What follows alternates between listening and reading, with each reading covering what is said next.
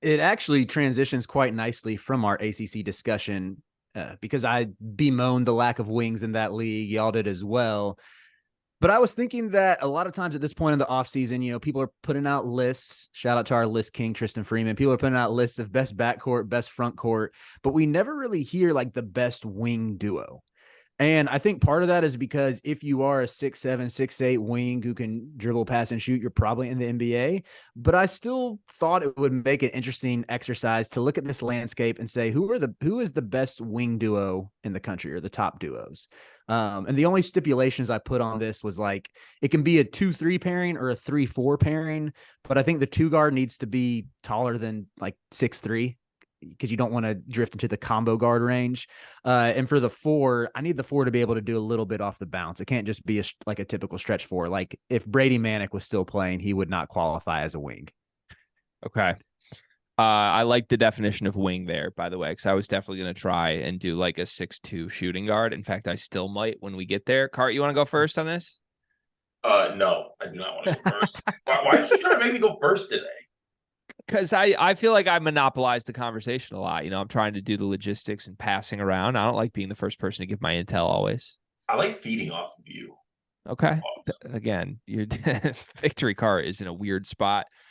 So the first one that came to my mind is Creighton. And I don't know if you're going to let me have Trey Alexander as a wing. He's 6'4", so he counts. He was on my list. He counts? Okay. If he counts, I think I feel very confident with Creighton. I'm taking Trey Alexander. I'm taking Baylor Shireman. I don't know how much we've talked about this with Creighton. I've definitely thought about it personally a lot. I'm really bummed with how their offseason played out because I wanted to see last year's team run it back so badly. And it would be fine in my head if some of these guys were just like done with college basketball and playing elsewhere. But it's going to be really hard for me to watch Arthur Kaluma at Kansas State and Ryan Nembhard at Gonzaga and not think like, damn, this team was a phantom foul call away from a Final Four game against Florida Atlantic where they would have been favored by 11. Like they were that close to the mountaintop. And if it was Creighton against UConn, that national championship looks totally different. And obviously we can't rewrite history, but that entire core had the opportunity to just run it back. They're all playing college basketball again. And two of the most important pieces said, no, I want to go play for Jerome Tang and Mark Few. I don't know what that says about Creighton as a program.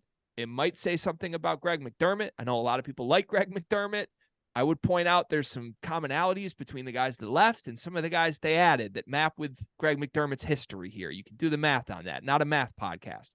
But Alexander and Shireman are the two things I am stone cold confident about with Creighton. I think they're still going to be a top 10, top 15 team because these two exist. A lot of people are really gassing up Ashworth. I would honestly look to Riley for input on Ashworth. I don't know how to feel about him. He kind of scares me. But and Calc too, he deserves mention. But I think if Creighton's good this year, it's because shifting the usage from Kaluma, who I still have no idea if he's a good offensive player or not, and Ryan Nembhard, who it's always objectively good to have a Nembhard, but wasn't the greatest in half court stuff for them at times. I'm curious what like option number one Trey Alexander looks like, and I think it could be really good.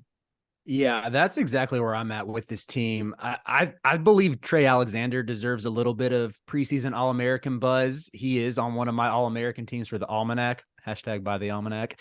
I think in a vacuum that Ryan Nembhard is a better player than Stephen Ashworth, but I believe Ashworth's skill set is conducive to both Baylor Shireman and Trey Alexander going nuts and being able to play on ball more and make plays for the rest of the team, because Ashworth is such an elite shooter. He's just as good off the bounce as he is off the catch. But if you think about if you're allowing Alexander and Shireman create for themselves, create for others, Stephen Ashworth is going to be able to finish those corner threes a lot better than Nembhard could.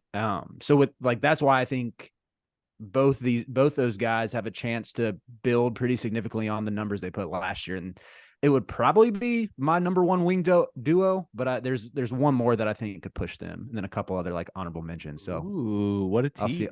I'll see where Cart goes. Is it a Big East team? Another Big East team? Yes, it is another Big East team. So can I get Stephon Castle as a wing? Yep, you can get Stephon Castle as a wing. Cam Spencer a wing too? I counted Cam Spencer as a wing too. That was the one who I think can push Alexander and Shireman. I might take that. I might take that wing duo, and that sounds bad to say that I'm taking Cam Spencer in the wing duo, but I think Stephon Castle's a lottery pick, and Cam Spencer is going to be a 40% plus 3-point shooter, and I honestly think he's going to. I truly think he's actually going to be a better shooter at UConn because he's got like some other people around that can set up things for him. Like Tristan Newton's played a lot of basketball, and he was playing really, really good basketball towards the end of last year as a point guard. I think he'll get a lot of good looks. He'll get a lot of good looks with Clingan as well. Being the post presence. So versus like sticking to the Big East, I honestly think I would take UConn's wings. I think it sounds when you say it out loud, like I'm taking Cam Spencer and Stephon Castle over Trey Alexander and Baylor Shireman. It sounds a little bit odd because Castle hasn't played a Division I game yet, and like Shireman has had his moments at South Dakota State and transitioned pretty seamlessly last year. Trey Alexander is just this, like, even though he'll be in his third year, is still kind of a wealth of potential waiting to be untapped, and he's already had some big moments. But I love that pick because, yeah, I'm with you on Castle. He is not getting nearly enough buzz, especially in a weak draft class when he's 6'6", super bouncy, and can kind of do it all on the court. And right. Yeah, Cam Spencer has been a guy I've been in on since he's been in the portal. Like I think I'm sort of enamored with this dude who can, again, play on or off ball, but also has some like defensive juice to him. Like looking at his steal numbers from last year, I think he can be someone who Hurley can get the best out of even more on that end. Okay, can I go like full hater mode on that pick? Yes. Okay, I still want you guys to love me after this. That's a horrible pick, though. That's a really horrible pick. I can't believe like we're talking about how much age matters and like experience and all that shit. And the proposal for best wings in the country is the number 15 ranked freshman and Rutgers' second best player last year. That's ridiculous. Like, come on. I'm sorry. Cam Spencer might be really good for UConn. If UConn's good next year, it is not because of how good Cam Spencer and Stephon Castle are. It's about, does Clingan take the jump? Does Newton have more as like a second option instead of a fifth option? I like those guys. They're good. They're role players on this team. They're not driving how good UConn is the way that Creighton's are. And the way, like, I'm scrolling through top 25. I think there's like 5 or 6 other combos I would take before UConn. So horrible pick. I hate that pick. Riley, can we hear some of your runner-ups? All right. I wonder if this was some of the guys you noticed looking through top 25s, but Dalton Knecht and Josiah Jordan-James at Tennessee, pretty interesting duo. You have a little offense, defense complement. Stop right there. Riley Ramon. Did Tennessee? Dalton Knecht from Northern Colorado? Look, man, Dalton Knecht is a bucket, man. And he's bouncy. Okay, you could have saved that one you could have led with something else as a backup. That's fair. Rylan Griffin and Grant Nelson, that do anything for you? Hart likes that. I'm in. All right. No, but go ahead. Sorry, I didn't mean to cut you off there. I mean, Rylan Griffin to me is like a top 10 breakout candidate this year. And I don't know if I just like him because his name is Rylan and it's kind of close to Riley, but or if it's just because his highlight tapes are so crazy with like some of the dunks he had last year. But I also just trust Nate Oates' system to get the most out of those athletic wings. Grant Nelson, I'm a little bit nervous about how he transitions based to the boots on the ground reporting that we personally heard about how he looked at the NBA Combine and everything. But I will say, this goes back to a topic we probably discussed a month ago, that Alabama is doing its part to make Grant Nelson look awesome in its highlight clips. Very true. Very true. And that's sometimes that's half the battle. We applaud them. Okay, so let me ask you guys some questions real quick, some quick hitters here. Who's a better basketball player? Antonio Reeves or Cam Spencer? Antonio Reeves, probably. Who's a better prospect, Justin Edwards or Stephon Castle? Stephon Castle. Come on. Stephon Castle. Can I get Riley's answer to that question? Probably Justin Edwards. Kentucky's the obvious pick. If we're going like freshman upside guy and stud, like I've said it, Antonio Reeves could lead the country in scoring this year. I really believe that. Did Florida Atlantic get a thought for you, Riley, at all? They did. I was looking at Elijah Martin and John L. Davis, but Elijah Martin 6'3", so he was disqualified on Ooh, on wow. account Is of his he? height. Damn. 6'3" on what website? I think it was Bart Torvik. Okay. But I I need guarantee to you look at the go to the official roster. Florida Atlantic official site. He's 6'6".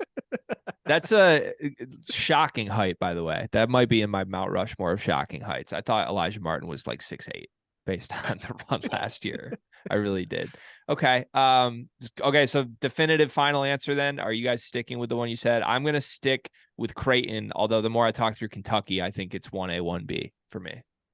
I honestly completely forgot about Antonio Reeves when I was doing this. I was like, Justin Edwards, he counts, but Trey Mitchell doesn't count, stretch four, so I disqualified them. And now I'm like, I was a huge we've talked about this on this very show, like how much I love Antonio Reeves, and that I feel like the three of us collectively were doing our part for Big Blue Nation to give this guy his flowers when we had the Kevin Sweeneys of the world saying, well, actually, he's not that good. He's just a Give me Cam Spencer and Castle.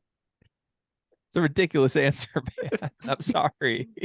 Like you used to be such a big Mulcahy guy. To see you standing for Spencer as the best wing in the country now is insane. Hey.